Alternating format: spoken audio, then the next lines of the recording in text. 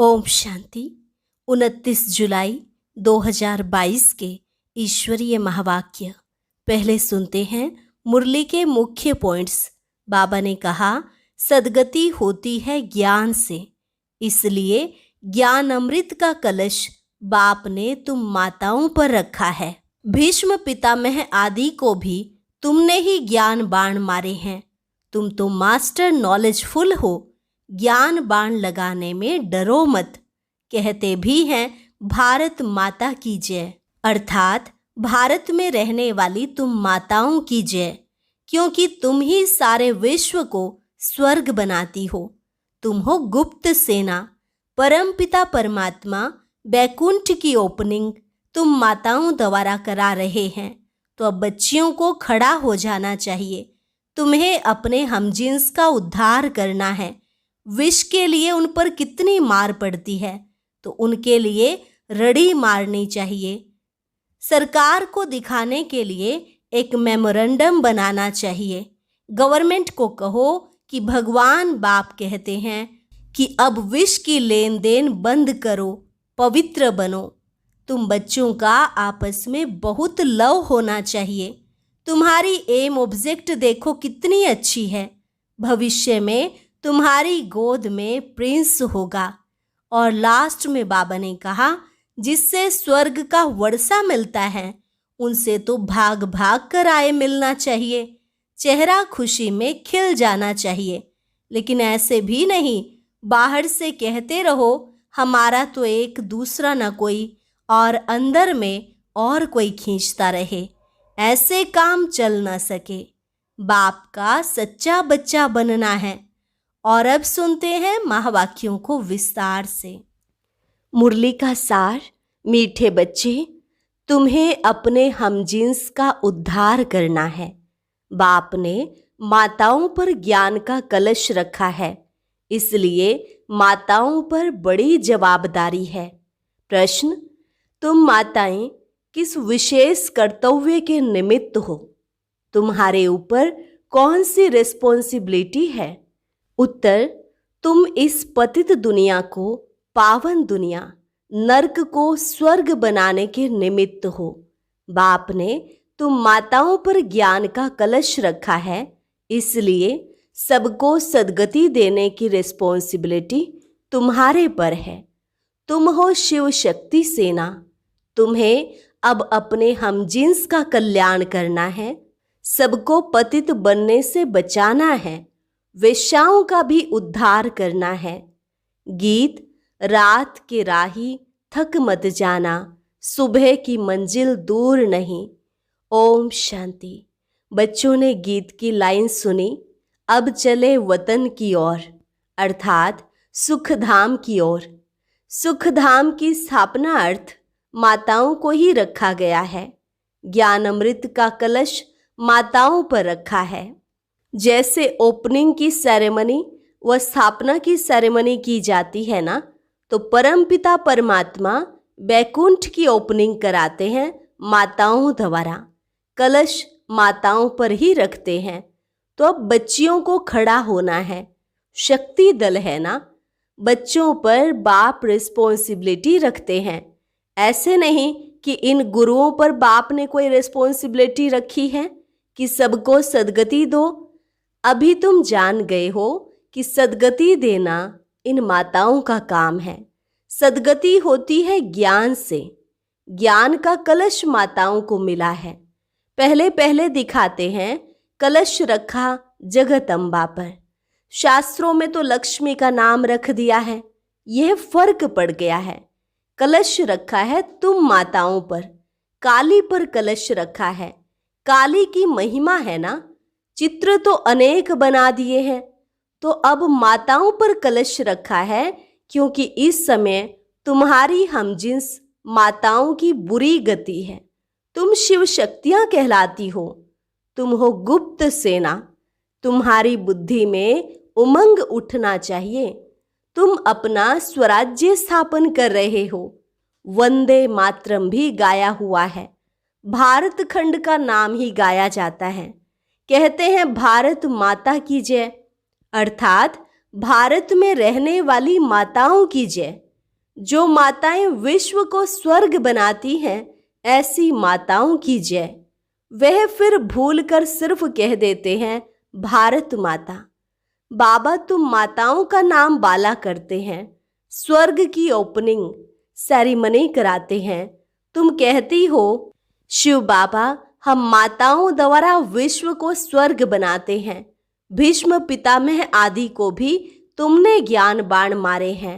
तो बाप कहते हैं ज्ञान बाण लगाने में डरो मत, पढ़ना है पढ़ाना है। तुम सेना ही निमित्त बनी हुई हो, मास्टर नॉलेजफुल हो ना। सरस्वती को बड़ा बेंजो दिया है क्योंकि वह सबसे तीखी है। दुनिया तो नहीं जानती, तुम जानते हो कि अब हम सांवरे से गोरे बनते हैं। काली के पास जाएंगे, वह तो माँ माँ कह इतना रोते हैं जो बात मत पूछो। होता तो कुछ भी नहीं है। कलकत्ते में काली की बहुत महिमा है। अब यह ब्रह्मा तो माँ है नहीं, इसलिए कलश फिर माताओं को मिलता है। तुम हो माँ की सेना हम जिन्स। तुम कहते हो बाबा जैसा हूँ वैसा हूँ, आपका हूँ। यह भी कहते हैं जैसे हो वैसे हो मेरे हो, परंतु श्रीमत पर चलना है। सजनियाँ तो सब हैं, सब कहेंगी हम ईश्वर के हैं। अब तुमको समझानी भी दी जाती है। शिव बाबा की सब संतान है, यह सिद्ध करना है। सबसे पहले पहले है शिव की महिमा। उच्च ते उच्च वह है, उनको ही भगवान कहेंगे। शिव बाबा ही वर्षा देते हैं, वह है निराकार, सभी आत्माओं का बाप। तो अब तुम बच्चियों को अपने हमजिन्स का उद्धार करना है। माताओं पर ही सारी रिस्पॉन्सिबिलिटी है। वंदे मातरम बाप भी कहते हैं। शिव बालक है तो वंदे मातरम करना पड़े ना। यह तुमको करते हैं, तुम उनको करती हो। वंडर है ना। यह भी ड्रामा की नूंद है। तुम जानती हो शिव बाबा साक्षात्कार भी कराते हैं। घर बैठे भी मोर मुकुटधारी का साक्षात्कार होता है। तो मुकुट तो सबको होता है, यह एक ट्रेडमार्क रख दिया है। कृष्ण को इतना बड़ा मुकुट दे दिया है, नहीं तो इतने बड़े मुकुट पहनते नहीं हैं। बाप बैठ माताओं को एम ऑब्जेक्ट का साक्षात्कार कराते हैं। तुम प्रिंस की माँ बनेंगी, कृष्ण की माँ तो सब नहीं बनेंगी। प्रिंस प्रिंसेस तो बहुत है ना। प्रिंस की माँ अर्थात महारानी महाराजा बनेंगे। तुम्हारा कितना अच्छा एम ऑब्जेक्ट है, तुम्हारी गोद में प्रिंस होगा। तो तुम बच्चियों पर बहुत जवाबदारी है। तुम्हारा बड़ा संगठन होना चाहिए, मेमोरेंडम मनाना चाहिए। हम शिव शक्ति भारत माताएं हैं। हमने भारत को कल्प पहले भी स्वर्ग बनाया है श्रीमत पर। माताओं को बहुत होशियार होना चाहिए। आजकल तुम्हारी हमजिन्स पर बहुत मार पड़ती है विष के लिए, तो रड़ी मारनी चाहिए। गवर्नमेंट को कहना है हम कल्प कल्प भारत को पवित्रता के बल से स्वर्ग बनाते हैं। इसमें हमको यह विघ्न डालते हैं, हम पवित्र रहना चाहती हैं। साथ में यह पुरुष भी कहेंगे बरोबर पवित्रता अच्छी है। लोग दवाइयों आदि से बच्चा पैदा होना बंद करते हैं, परंतु इनसे तो कुछ भी नहीं होगा। बाप समझाते हैं पवित्र बनो। तुम माताओं के साथ मददगार गोप भी हैं। बच्चियों को खड़ा होना चाहिए, जलवा दिखाना चाहिए। गवर्नमेंट को कहना चाहिए कि भगवान बाप कहते हैं पवित्र बनो। शिव बाबा के बच्चे तो सभी हैं, तो भाई भाई हो गए। फिर प्रजापिता ब्रह्मा की संतान होने से भाई बहन ठहरे। अब नई दुनिया स्थापन हो रही है। शिव बाबा की संतान प्रजापिता ब्रह्मा के बच्चे भाई बहन विष की लेन देन कर न सके। यह है युक्ति। कल्प पहले भी बाप ने ऐसे ही पवित्र बनाया था। हम माया रावण पर जीत पाते हैं। यह रावण ही भारत का बड़ा दुश्मन है। रावण से हारे हार है। राम आकर इन पर जीत पहनाते हैं, परंतु अब तक कईयों का पति आदि में मोह ऐसा है जो बात मत पूछो। अभी तुम माताओं को कलश मिलता है, समझाना है कि हम तो स्वर्ग के द्वार खोलती हैं। उन्होंने कलश लक्ष्मी को दिखाया है, परंतु लक्ष्मी तो है ही पवित्र, वह ज्ञान कलश रखकर क्या करेगी। ज्ञान का कलश है जगदम्बा पर।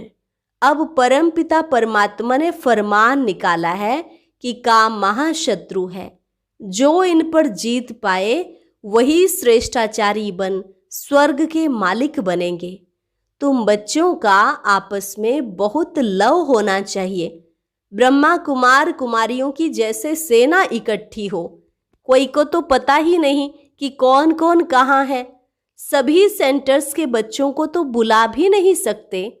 माताओं को बंधन बहुत है, बच्चों को भी संभालना है, नहीं तो पुरुष रिपोर्ट कर देते हैं। यूं तो पुरुष चले जाते हैं तो घर बार कौन संभालता है। तुमको दिखाना है, वह तो हठ योग सिखलाते हैं, हम राजयोग सिखलाते हैं। इसलिए हमको सल्वेशन मिलनी चाहिए।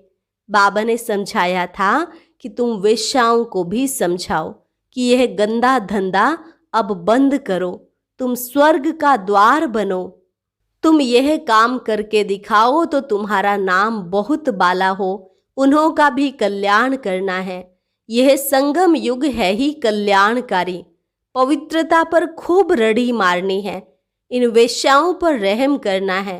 गवर्नमेंट भी अब उन्हों को कुछ न कुछ काम में लगाती रहती है। तुम ऐसा समझाओ जो अखबार में भी पढ़े कि ब्रह्मा कुमार कुमारियां तो वेश्याओं को भी नॉलेज दे, इस गंदे धंधे से छुड़ाती हैं, क्योंकि काम महाशत्रु है।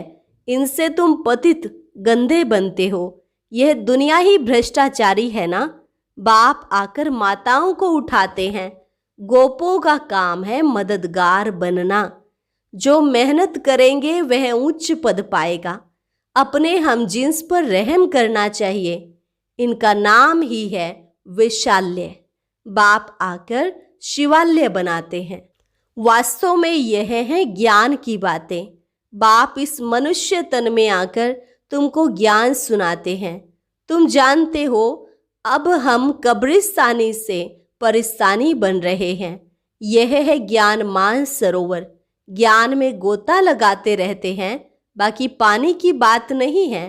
तीर्थों पर जाते बहुत मेहनत आदि करते हैं। पैदल जाना, सामान आदि उठाना, बहुत मेहनत होती है। अब तुम समझ गए हो। बाबा मनुष्य तन में बैठ ज्ञान स्नान कराते हैं, बाकी परियां आदि कोई नहीं है। तुमको ज्ञान परी बनाने वाला बाबा है। कितनी अच्छी अच्छी बातें धारण करने की हैं। बच्चियां खड़ी हो जाएं तो बहुत काम कर सकती हैं। जाना तो तुम माताओं को है। बोलो जहां भी वेश्याएं हैं उन्हों का संगठन बनाओ, बड़ों बड़ों को समझाओ। परंतु ऐसे भी नहीं बाहर से कहते रहो हमारा तो एक दूसरा न कोई, और अंदर में और कोई खींचता रहे। ऐसे भी काम न चल सके। बाप का सच्चा बच्चा बनना है। वह चेहरा खुश मिजाजी का कहाँ। अरे बेहद के बाप से मिलने जाते हो तो दौड़ते दौड़ते आकर खुशी से मिलना चाहिए। हम तो जाकर बाबा की गोदी का हार बने, थक नहीं जाना है। तुम्हारी याद ही दौड़ी है, वह जिस्मानी दौड़ी है, यह तुम्हारी रूहानी दौड़ी है। चेहरा खुशी में खिल जाना चाहिए। कोई का पति गुम हो जाए फिर आकर मिले तो स्त्री गलियों में दौड़ती दौड़ती बावरी मिसल आकर मिलेगी। यह फिर बेहद का पतियों का पति है। उससे डरना क्या। जिससे स्वर्ग का वर्षा मिलता है उससे तो भाग भाग कर आए मिलना चाहिए। अच्छा मीठे मीठे सिकिलधे बच्चों प्रति माता पिता बाप दादा का याद प्यार और गुड मॉर्निंग। रूहानी बाप की रूहानी बच्चों को नमस्ते। रूहानी बच्चों की रूहानी बाप दादा को नमस्ते नमस्ते, गुड मॉर्निंग। धारणा के लिए मुख्य सार। पहली पॉइंट, बाप का सच्चा बच्चा बनना है। अंदर एक बाहर दूसरा ना हो। याद की रूहानी दौड़ में आगे जाना है, खुश मिजाज बनना है। दूसरी पॉइंट, आपस में बहुत बहुत प्यार से रहना है। शिव शक्ति सेना का संगठन तैयार कर अपने हम जिन्स को बचाना है। पवित्र बनने और बनाने की युक्ति रचनी है। आज का वरदान, श्रेष्ठ स्मृति द्वारा सुखमय स्थिति बनाने वाले सुख स्वरूप भव। श्रेष्ठ स्मृति द्वारा सुखमय स्थिति बनाने वाले सुख स्वरूप भव। स्थिति का आधार स्मृति है। आप सिर्फ स्मृति स्वरूप बनो तो स्मृति आने से जैसी स्मृति वैसी स्थिति स्वतः हो जाएगी। खुशी की स्मृति में रहो तो स्थिति भी खुशी की बन जाएगी, और दुख की स्मृति करो तो दुख की स्थिति हो जाएगी। संसार में तो दुख बढ़ने ही हैं, सब अति में जाना है, लेकिन आप सुख के सागर के बच्चे, सदा खुश रहने वाले, दुखों से न्यारे सुख स्वरूप हो। इसलिए क्या भी होता रहे, लेकिन आप सदा मौज में रहो। स्लोगन, समय रूपी खजाने को व्यर्थ से बचाना यही तीव्र पुरुषार्थी की निशानी है। समय रूपी खजाने को व्यर्थ से बचाना यही तीव्र पुरुषार्थी की निशानी है। अभी है मातेश्वरी जी के अनमोल महावाक्य। भारत का प्राचीन योग परमात्मा द्वारा सिखाया हुआ है। अपना यह ईश्वरीय योग भारत में प्राचीन योग के नाम से मशहूर है। इस योग को अविनाशी योग क्यों कहते हैं? क्योंकि अविनाशी परमपिता परमात्मा द्वारा सिखाया गया है। भले योग और मनुष्य आत्माएं भी सिखाती हैं, इसलिए योगाश्रम वगैरह खोलते रहते हैं, परंतु वो प्राचीन योग सिखला नहीं सकते। अगर ऐसा योग होता तो फिर वो बल कहाँ? भारत तो दिन प्रतिदिन निर्बल होता जाता है। इससे सिद्ध है वह योग अविनाशी योग नहीं है। जिसके साथ योग लगाना है वह खुद ही सिखला सकता है। बाकी औरों से तो योग लगाना ही नहीं है, तो फिर सिखलाएंगे कैसे? यह तो स्वयं परमात्मा ही कार्य कर सकता है। वही हमें पूरा भेद बता सकता है। बाकी तो सब तरफ कहते रहते हैं हम योग सिखलाएंगे। यह तो हम जानते हैं कि सच्चा योग तो खुद परमात्मा ही सिखलाए। सूर्यवंशी चंद्रवंशी घराना स्थापन कर दैवी राज्य स्थापन करते हैं। अब वो प्राचीन योग भी परमात्मा आकर कल्प कल्प हमें सिखलाता है। तुम आत्मा मुझ परमात्मा के साथ निरंतर योग लगाओ तो तेरे पाप नष्ट हो जाएंगे। अच्छा, और अब सुनते हैं आज का अव्यक्त ज्ञान मोती।